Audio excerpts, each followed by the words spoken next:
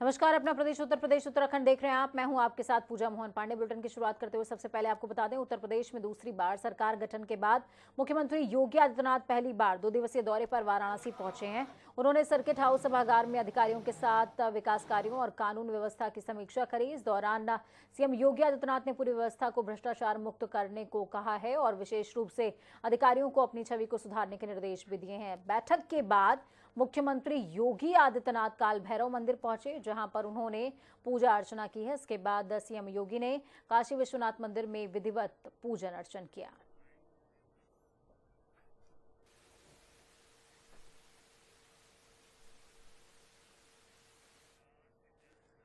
उत्तर प्रदेश की राजनीति में आजकल प्रसपा के मुखिया शिवपाल सिंह यादव छाए हुए हैं। शिवपाल बीजेपी का दामन थाम लेंगे या भतीजे अखिलेश यादव चाचा से नाराजगी दूर करवा पाएंगे, ये तो आने वाला समय बताएगा। लेकिन इस बीच खबर है कि आज अखिलेश यादव ने पिता और सपा संरक्षक मुलायम सिंह यादव से मुलाकात की है। इस दौरान शिवपाल यादव को लेकर काफी देर तक दोनों में चर्चा हुई। मिली जानकारी के हिसाब से अखिलेश यादव इस वक्त दिल्ली में हैं और मुलायम सिंह यादव से मुलाकात करते नजर आए हैं। अखिलेश मुलायम की मुलाकात के दौरान वहां तीसरा व्यक्ति भी मौजूद था, जिसका नाम आशू मलिक है। आशू मलिक हाल ही में सहारनपुर से सपा के टिकट पर चुनाव जीते हैं और वो मुलायम सिंह यादव के बेहद करीबियों में से एक माने जाते हैं। हम जब कह रहे हैं कि शिवपाल सिंह यादव की बीजेपी में जाने की अटकलें तेज हैं, तो वो इसलिए क्योंकि बीते कुछ दिनों से शिवपाल सिंह यादव ने राजनीतिक लिहाज से बड़े संकेत देने शुरू कर दिए हैं। शिवपाल यादव ने प्रधानमंत्री नरेंद्र मोदी को ट्विटर हैंडल पर फॉलो करना शुरू कर दिया है। इसके अलावा उन्होंने न सिर्फ प्रधानमंत्री बल्कि मुख्यमंत्री योगी आदित्यनाथ और पूर्व उप मुख्यमंत्री दिनेश शर्मा को भी फॉलो किया है। शिवपाल सिंह यादव अब इन नेताओं को पर्सनली फॉलो कर रहे हैं। ऐसे में शिवपाल यादव के इस कदम से एक बार फिर से राजनीति में चर्चाओं का दौर तेज हो गया। इससे पहले चर्चा थी कि शिवपाल यादव ने दिल्ली में गृह मंत्री अमित शाह से मुलाकात करी। उसके बाद शिवपाल यादव सबके सामने, मीडिया के सामने मुख्यमंत्री योगी आदित्यनाथ से मुलाकात करते हैं, जिसके बाद से शिवपाल यादव राजनीति की सुर्खियों में छाए हुए हैं। केंद्रीय मंत्री महेंद्र नाथ पांडे ने आदिशक्ति मां विंध्यवासिनी धाम विंध्याचल में सर्वाधिक दर्शन पूजन, आपको बता दें कि साविधिक पूजन दर्शन किया है। जिसके बाद मीडिया से बातचीत करते हुए उन्होंने 4 राज्यों में भाजपा की सरकार बनने पर विशेष प्रणाम निवेदित किया। लोक कल्याण की कामना से सभी के लिए आशीर्वाद भी मांगा। वो जनता की अपेक्षाओं पर खरा उतरे। साथ ही शिवपाल यादव के भाजपा में शामिल होने की अटकलों पर कहा कि वो एक सम्मानित नेता हैं। विंध्यवासिनी के चरणों में बाल्यकाल से प्रार्थना करने आता हूं और अपने परिवार, सभी शुभचिंतकों, सहयोगियों, सहायकों, सबके मंगल की कामना और लोक कल्याण की कामना की प्रार्थना किया। और मां विंध्यवासिनी के चरणों में उनकी कृपा से जो भाजपा की 4 राज्यों में सरकार बनी, उसके लिए भी उनको विशेष प्रणाम निवेदित किया। और मां विंध्यवासिनी का आशीर्वाद सदा बना रहे और हम सब लोक कल्याण के कामों में जनता की अपेक्षाओं पर खरे उतरें, इसके लिए उनसे विशेष आशीर्वाद की कामना। तो बड़ी खबर, अहम जानकारी लखनऊ से। 4 अप्रैल से मुख्यमंत्री आवास पर लगेगा जनता दरबार। मुख्यमंत्री आवास पर जनसुनवाई कार्यक्रम फिर से चालू हो जाएगा। 5 कालिदास मार्ग पर सुनी जाएगी लोगों की समस्याएं। 4 अप्रैल को सुबह 9 बजे से सीएम आवास पर जन सुनवाई हो सकेगी। तो बड़ी खबर, अहम जानकारी राजधानी लखनऊ से आपको दे रहे हैं। जनता दरबार की शुरुआत एक बार फिर से हो जाएगी। चैत्र नवरात्रि आज यानी कि 2 अप्रैल से शुरू हो चुकी है। प्रदेश भर के मंदिरों में माता की आराधना के लिए 9 दिन अनुष्ठान होगा। उत्तर प्रदेश और उत्तराखंड के हर जिले के प्रमुख मंदिरों को भव्य तरीके से सजाया गया है। अब हर दिन मां के विशेष स्वरूप की पूजा अर्चना की जाएगी। तस्वीरें आपको दिखा रहे हैं लखनऊ, प्रयागराज, वाराणसी, बिजनौर, हल्द्वानी, हरिद्वार सहित तमाम उन जिलों की जहां पर सुबह से ही मां के भक्तों का हुजूम उमड़ा हुआ है, ताकि वो एक झलक मां की पाएं और अपने तमाम कष्टों को लेकर मां से निवेदन कर सकें। विधानसभा चुनाव में गाजियाबाद में 5 सीटों पर दोबारा बीजेपी ने कब्जा करते हुए जीत का परचम लहरा दिया है। तो वहीं इस बार 5 विधानसभाओं में से किसी भी विधायक को मंत्रालय नहीं दिया गया। हालांकि अल्पसंख्यक समुदाय और पिछड़ा वर्ग के बड़े नेताओं में शुमार गाजियाबाद के नरेंद्र कश्यप को पिछड़ा वर्ग कल्याण और दिव्यांगजन सशक्तिकरण राज्य मंत्री स्वतंत्र प्रभार से नवाजा गया है।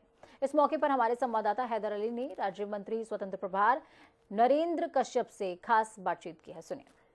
उत्तर प्रदेश में प्रचंड बहुमत की सरकार बनी, योगी 2.0 की शुरुआत हो चुकी है, मंत्रिमंडल सबको बढ़ चुके हैं। गाजियाबाद में 20 साल से SC ST और पिछड़ा वर्ग के लिए मेहनत कर रहे नरेंद्र कश्यप को राज्य मंत्री स्वतंत्र प्रभार मिल चुका है। हमारे साथ मौजूद है, उनसे जानते हैं 100 दिन का टारगेट दिया गया है योगी जी की तरफ से, वो क्या टारगेट है। सर, आपका स्वागत है जनता टीवी। धन्यवाद आपका। भारतीय जनता पार्टी के आशीर्वाद से माननीय मुख्यमंत्री जी ने मुझे अपने मंत्रिमंडल में स्थान दिया है, मैं उनका आभार व्यक्त करता हूं। जहां तक 100 दिन के रोड मैप का विषय है, तो मैंने अपने विभागों के संबंधित अधिकारियों को निर्देशित किया है कि 100 दिन के रोड मैप पर पूरे विभागीय अधिकारियों से चर्चा करके उसका रोड मैप तैयार करें। अभी हम सोमवार के दिन लखनऊ जाएंगे और उस 100 दिन के रोड मैप पर फाइनली चर्चा करके फिर उसका घोषणा करेंगे। कुल मिला के इस समय ये कहा जा सकता है कि पिछड़े वर्गों के कल्याण के लिए जो भी हमारे विभाग से अनुमन सेवाएं हैं, आवश्यकताएं, खासतौर से स्कॉलरशिप को लेके, बच्चों की प्रतिपूर्ति को लेके, बच्चों की पढ़ाई को लेके, वो सारे काम जो विभाग से होने हैं उसके लिए हम तैयार हैं उसको सबको करने के लिए। दिव्यांगजनों की सेवा हमारे विभाग के द्वारा की जाने प्रस्तावित है, तो दिव्यांगजन सशक्तिकरण के माध्यम से हम दिव्यांगजनों को खासतौर से कृत्रिम अंग उपलब्ध कराने का मामला हो, बौद्धिक विकास के लिए एजुकेशन सेंटर का मामला हो या उनकी पेंशन का मामला हो, उन सभी मुद्दों पर हम सीरियसली काम करते हुए उनको हर तरीके राहत देने का काम करेंगे। MLC के चुनाव है, उसको लेकर क्या रूपरेखा तैयार की जा रही है? उत्तर प्रदेश की जनता जनार्दन आदरणीय योगी जी के 5 साल के शासन से बहुत प्रभावित है, बहुत खुश है। विधानसभा के चुनाव में उत्तर प्रदेश की जनता जनार्दन ने अपना पूरा आशीर्वाद देकर मोदी जी को पुनः 37 वर्षों के बाद प्रदेश की राजनीति में एक नए आयाम लिखते हुए उनको मुख्यमंत्री बनने का अवसर दिया। 36 सीटों पर MLC के चुनाव होने थे उत्तर प्रदेश में, 9 सीटों पर भाजपा को पहले से ही निर्विरोध जीत मिल चुकी है। 27 सीटों पर भारतीय जनता पार्टी बहुत सीरियसली चुनाव लड़ रही है। मेरठ गाजियाबाद सीट पर धर्मेंद्र भारद्वाज जी हमारे प्रत्याशी हैं। मैं जिस तरह का समर्थन सहयोग सबका मिल रहा है, मैं उम्मीद करता हूं, हमारी कोशिश है, पार्टी का प्रयास है कि बाकी 27 सीटों पर भी भारतीय जनता को पार्टी को विजय मिले, यानी 36 में से 36 सीटें इस बार MLC की उत्तर प्रदेश में भाजपा के खाते में जाने वाली हैं। पिछली बार जब विधायक बने थे गाजियाबाद के अतुल गर्ग, जो दोबारा रिपीट हुए हैं, उनको मंत्रालय मिला था 5 साल, लेकिन इस बार 5 विधायकों को किसी को मंत्रालय नहीं मिला। ऐसा प्रेशर रहा आपके ऊपर या रहेगा कार्य को लेकर? मंत्रालय मिलना अथवा ना मिलना माननीय मुख्यमंत्री का विशेष अधिकार है, ये उनके अधिकार की बात है। दूसरा, गाजियाबाद शहर एक बहुत समर्थवान, बहुत सूझवान लोगों का शहर है। इस शहर की सेवा करना मेरा दायित्व है, तो अपने सभी विधायक गणों, माननीय सांसद गणों, संगठन को साथ लेके हम गाजियाबाद की तरक्की और विकास के लिए हर संभव वो प्रयास करेंगे जो अपेक्षित होगा। ये थे हमारे साथ राज्य मंत्री स्वतंत्र प्रभार नरेंद्र कश्यप, जो लगातार 20 सालों से पिछड़ा वर्ग के लिए कार्य भी कर रहे हैं और कहीं ना कहीं मंत्रालय भी पिछड़ा वर्ग के सेवा करने के लिए मिला है। तो कहीं ना कहीं 100 दिन का टारगेट है, जिसके बाद वो अपनी क्षमता जो 20 सालों से वो कर रहे हैं, वो सेवा भाव से अब वो जनता के लिए समर्पित होंगे। बनेरी जनता टीवी के साथ हैदर अली संवाददाता, गाजियाबाद। तो वहीं हरदोई में दलित बस्ती के निकास के द्वार को बंद किए जाने के विवाद को लेकर प्रदर्शन करने पहुंचे ग्रामीणों ने जमकर हंगामा काटा। तहसील परिसर में दूसरे पक्ष के सामने आने के बाद ग्रामीण उग्र हो गए। ग्रामीणों ने एक युवक के साथ हाथापाई तक कर दी।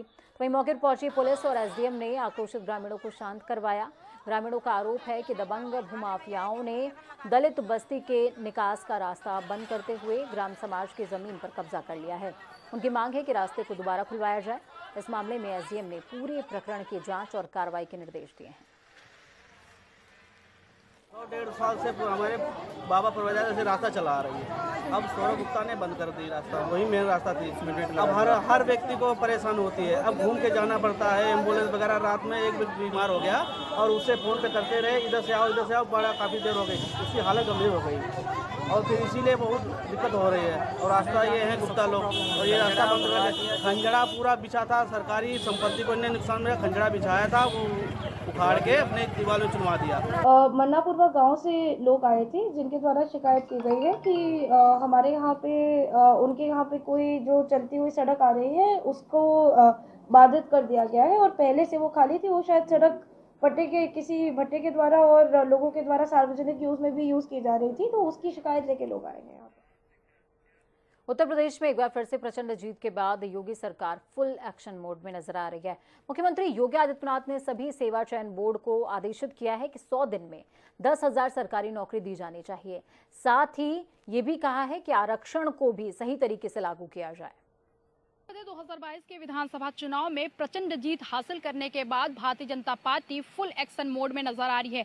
योगी 2.0 सरकार की जहां अपराधियों पर बुलडोजर का सितम जारी है, तो वहीं मुख्यमंत्री योगी आदित्यनाथ लोक संकल्प पत्र में किए गए वादों पर भी खरे उतरने का पूरा इंतजाम कर रहे हैं। योगी आदित्यनाथ ने सभी सेवा चयन बोर्ड को आदेश दिया है कि 100 दिन में 10,000 सरकारी नौकरी दी जाए। साथ ही साथ उन सभी एग्जाम में जो कि परीक्षा होने वाले उसमें पारदर्शिता और निष्पक्षता के साथ सावधानी बरती जाए। साथ ही साथ ये भी कहा है कि आरक्षण को लेकर भी कई तरह के सवाल उठते रहे हैं, ऐसे में आरक्षण की सुविधा भी सही से लागू की जाए। ऐसे में योगी आदित्यनाथ ने युवाओं को भी संदेश देते हुए कहा है कि युवाओं से लोक संकल्प पत्र में किए गए वादों को हम एक एक करके पूरा करेंगे और युवाओं को रोजगार देने से लेकर उनके हर सुविधाओं का भी हम बखूबी ख्याल रखेंगे और युवाओं को रोजगार देने के लिए हम पूरी तरीके से प्रतिबद्ध हैं। हालांकि योगी आदित्यनाथ का ये आदेश सेवा चयन बोर्ड हो या सेवा लोक राज्य आयोग हो, ये किस तरीके से इन चुनौतियों से पार पाता है, ये देखने वाली बात होगी। कैमरामैन रियाज के साथ मैं जया सिंह, जनता टीवी, लखनऊ। उत्तर प्रदेश के कैबिनेट मंत्री जितिन प्रसाद आज शाहजहांपुर पहुंचे।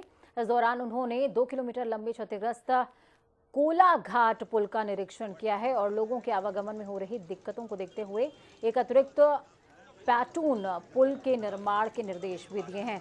तो वहीं योगी सरकार 2.0 में पीडब्ल्यूडी मंत्री की जिम्मेदारी संभाल रहे प्रसाद ने जिम्मेदार अफसरों को पुल के गिरने की जांच और जल्द ही पुल बनाने के काम को शुरू करने के निर्देश दिए हैं। इसके साथ ही कैबिनेट मंत्री ने कहा कि 2 महीने के अंदर पूरे उत्तर प्रदेश की सड़कों को गड्ढा मुक्त किया जाना चाहिए।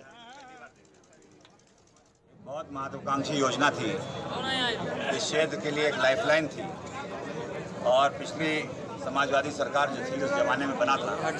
अगर आप देख सकते हैं कि गुणवत्ता की कमी के ये पुल आज गिरा हुआ है। हमारी सरकार, खासतौर से मुख्यमंत्री जी का निर्देश है कि ऐसे जो बहुत क्षेत्र को जोड़ते हैं, बहुत आबादी प्रभावित होती है, पूरा गंगा स्नान के लिए इसी पुल से आम जनता यहाँ से जाती थी, आज ये कठिनाई झेल रही है। तो हम लोगों की प्राथमिकता यही है कि गुणवत्ता के आधार पर इस पुल का जल्द से जल्द रिकॉर्ड सीमा में, समय सीमा में पुनर्निर्माण करा के देंगे। बाराबंकी जिले के दरियाबाद विकास खंड क्षेत्र के कोटवा धाम प्राथमिक विद्यालय में टीचर की मनमानी से बच्चों का भविष्य बिगड़ रहा है।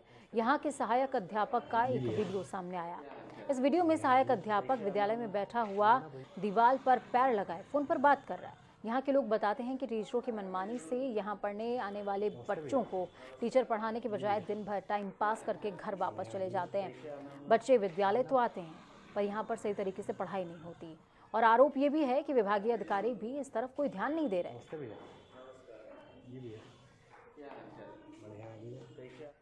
तो चलिए खबरों में आगे बढ़ेंगे, बात उत्तराखंड की करेंगे। उत्तराखंड बीजेपी सत्ता में काबिज होने के साथ ही अब प्रदेश में विकास कार्यों में तेजी लाने की कवायद भी तेज करती नजर आ रही है। जहां मुख्यमंत्री पुष्कर सिंह धामी लगातार उत्तराखंड के अलग अलग हिस्सों में दौरे करते हुए अधिकारियों और कर्मचारियों को निर्देशित कर रहे हैं, तो वहीं दूसरी तरफ संगठन ने भी अपनी मजबूती दर्ज करानी शुरू कर दी। विधानसभा चुनाव में बीजेपी को 23 सीटों पर हार का सामना करना पड़ा। हालांकि इन सीटों को लेकर संगठन के पदाधिकारियों को हार की समीक्षा करने का मौका भी दिया गया था और अब जिन सीटों पर बीजेपी जीत हासिल नहीं कर पाई है उसकी रिपोर्ट पार्टी आलाकमान को सौंपने की तैयारी की जा रही है। प्रदेश प्रवक्ता विनोद सुयाल ने कहा कि जिन सीटों पर बीजेपी ने सही प्रदर्शन नहीं किया है उनकी समीक्षा की गई है और रिपोर्ट कार्ड को तैयार कर लिया गया है। जल्द ही ये रिपोर्ट कार्ड पार्टी कार्यालय के माध्यम से केंद्रीय नेतृत्व को पहुंचाया जाएगा। नहीं कहेंगे, इसको सुधार करते हैं क्योंकि उत्तराखंड की जनता ने हमको प्रचंड बहुमत दिया है और प्रचंड बहुमत में हमने 47 सीटें प्राप्त की है और हमने ये मिथक भी तोड़ा है कि हम दोबारा उत्तराखंड राज्य के अंदर सरकार बनाने में सफल रहे हैं। नरेंद्र भाई मोदी की नीतियों को लोगों ने पसंद किया है, धामी जी के नेतृत्व को लोगों ने पसंद किया है कि लेकिन उसके बाद जो 23 स्थान थे उन स्थानों पर किन कारणों से जो हमारी सरकार की योजनाएं थी या हमारे कार्यकर्ताओं या हमारे पदाधिकारियों या जो भी उसके कारण बने, उन किन कारणों के आधार पर हमको वहां पर पराजय मिली, इसके लिए पार्टी ने उन सीटों पर समीक्षा करने का निर्णय लिया और उसकी रिपोर्ट तैयार करने के लिए कहा है, जो कि रिपोर्ट प्राप्त हो चुकी है। अब हाईकमान को उस पर आगे उसमें कैसे सुधार किया जाए, भविष्य में इस तरह की पुनरावृत्ति ना हो, इसमें क्या सुधार किया जा सकता है।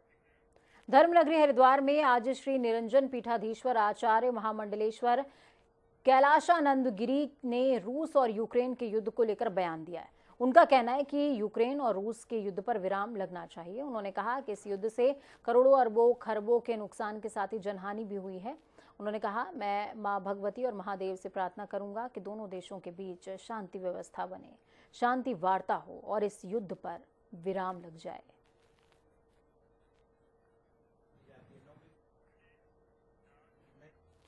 हरिद्वार में राजाजी टाइगर रिजर्व की चीला रेंज में सफारी संचालकों की ओर से पर्यटकों के साथ किए जाने वाले अभद्र व्यवहार की शिकायतों को लेकर पार्क प्रशासन सख्त नजर आ रहा है। चीला रेंज के वनाधिकारी और सफारी वेलफेयर एसोसिएशन की बैठक के बाद नियमों के उल्लंघन, बाहर से बुकिंग पर लाए जा रहे पर्यटकों से मनमाना किराया वसूलने की लगातार शिकायत मिल रही थी, जिसके बाद अब शिकायतों पर पार्क प्रशासन ने सफारी संचालकों को कठोर चेतावनी देते हुए नई रोटेशन प्रणाली लागू कर दी है। पर्यटकों की शिकायत के मद्देनजर पार्क प्रशासन लंबे समय से सफारी संचालकों को नियमों का पालन किए जाने को लेकर लगातार चेतावनी दे रहा था। सफारी संचालकों को पर्यटकों से विनम्र व्यवहार करने और नियमों का कठोरता से पालन करने की हिदायत दी गई है। हरिद्वार में बीती रात भेल के सेक्टर 4 स्थित जंगल से सटे क्वार्टर में तेंदुए की चहलकदमी नजर आई, जिसमें तेंदुए ने कुत्ते को अपना शिकार तक बना डाला। आपको बता दें कि भेल सेक्टर 4 का ये क्षेत्र राजाजी नेशनल पार्क की सीमाओं से सटा हुआ है। अक्सर इस क्षेत्र में जंगली जानवरों की दस्तक होती रहती है। पहले भी इस स्थान पर आदमखोर तेंदुए ने एक व्यक्ति को अपना शिकार बना डाला था। तो वहीं दहशत के माहौल में जी रहे रेल कर्मचारी रात को अपने घरों तक से नहीं निकल पाते। केदारनाथ यात्रा के सफल संचालन के लिए इस बार प्रशासन ने कई अहम फैसले लिए हैं, जिसमें तीर्थ यात्रियों को यात्रा के समय सुविधा मिल सके। मई और जून महीने में केदारनाथ यात्रा चरम पर रहती है और मंदिर परिसर में दर्शन के लिए अनावश्यक भीड़ भी लग जाती है। ऐसे में प्रशासन ने टोकन सिस्टम की व्यवस्था किए जाने का निर्णय लिया है। इसके अलावा यात्रा के दौरान पानी पीने के लिए प्लास्टिक की बोतलों का उपयोग होगा, जिसके लिए जिला प्रशासन की ओर से प्लास्टिक की बोतलों के उचित निस्तारण का भी समाधान निकाला गया है।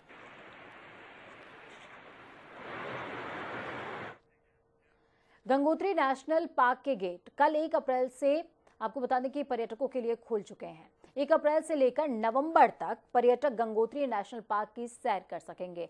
पर्यटकों के साथ साथ पर्वतारोहियों की भी बुकिंग आनी शुरू हो गई है।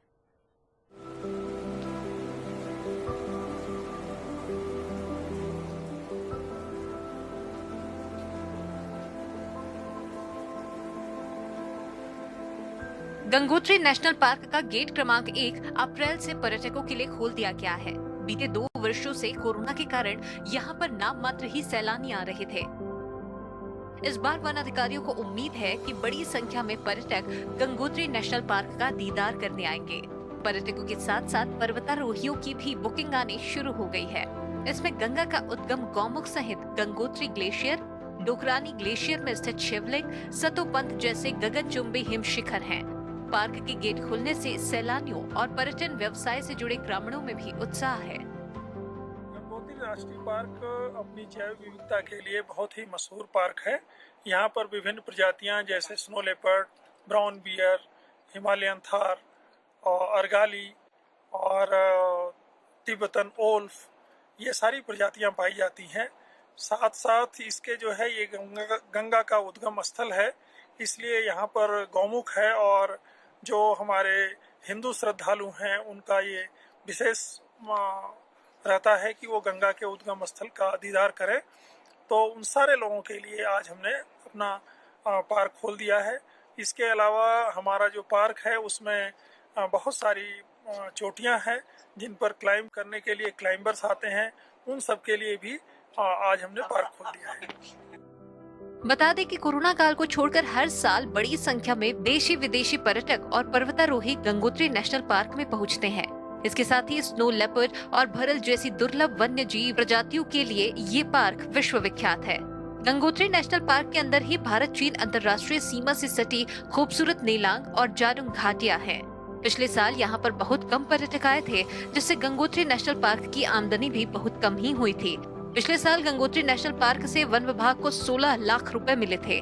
हालांकि इस बार अभी से पर्यटकों की बुकिंग आनी शुरू हो गई है, जिससे इस बार पार्क को अच्छी आमदनी होगी, ऐसी उम्मीद जताई जा रही है। उत्तरकाशी से सुभाष बडोनी की रिपोर्ट।